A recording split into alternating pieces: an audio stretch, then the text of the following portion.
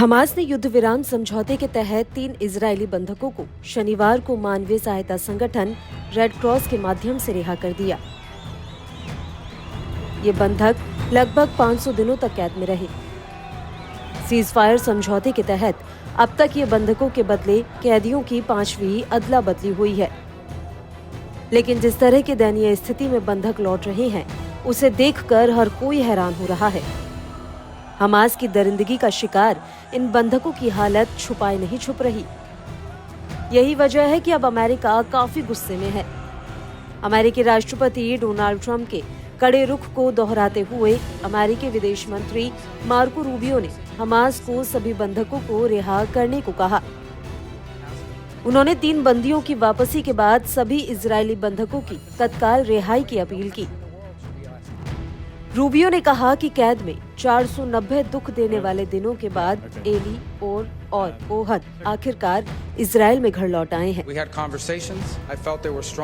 संयुक्त राज्य अमेरिका के राष्ट्रपति ने स्पष्ट किया कि हमास को अब सभी बंधकों को रिहा करना चाहिए। ये बयान शनिवार को हमास द्वारा 3 इजरायली बंधकों को रिहा करने के बाद आया है। हमास ने एक इजरायली जर्मन नागरिक 56 वर्षीय ओहद बेन अमी, 52 वर्षीय एली शराबी और 34 वर्षीय और लेवी को रिहा किया था। इजरायली रक्षा बलों के अनुसार बंधकों को इजरायल में प्रवेश करने से पहले मध्य गाजा से IDF और इजरायल सुरक्षा एजेंसी को सौंप दिया गया था। हालांकि हमास की कैदी में रहने के चलते ये तीनों लोग काफी कमजोर नजर आए। उसके बाद तीनों को तुरंत प्रारंभिक चिकित्सा जांच के लिए भेजा गया। मीडिया रिपोर्ट्स के मुताबिक जब इन बंधकों को रिहा किया गया, उससे पहले हमास ने एक सार्वजनिक कार्यक्रम का आयोजन किया, जिसमें भाग लेने के लिए बंधकों को मजबूर किया गया। इस दौरान एक नकाबपोश हमास कार्यकर्ता ने भाषण दिया और उसके बाद 3 बंधकों को प्रमाण पत्र दिया गया। साथ ही मंच पर परेड भी कराई। समझौते के तहत इजरायल को फिलिस्तीन के 183 कैदियों को रिहा करना होगा।